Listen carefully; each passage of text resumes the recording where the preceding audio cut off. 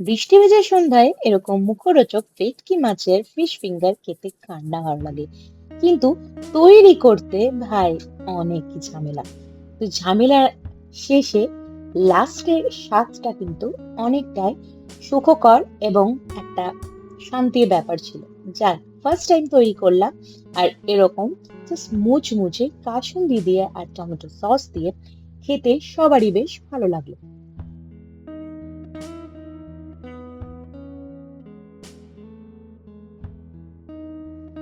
বেশ কিছুদিন আগে কর্তামশা ভেটকি মাছে বাজার থেকে এরকম ধরনের ফিলে কিছু এনেছিল বাড়িতে। তো প্রথম দিন আমরা ভেটকি মাছের চিলি ফিশ খেয়েছিলাম, সেটার ভিডিওটা বানিয়ে উঠতে পারিনি। তো আজকে বানাচ্ছি ফিশ ফিঙ্গার। তো এরকম দেখো ভেটকি মাছের ফিলেগুলো আমি কিন্তু কেটে নিয়েছি। আর এরপরে আমি এর মধ্যে কি কি দিয়েছি সেটাই দেখার পালা।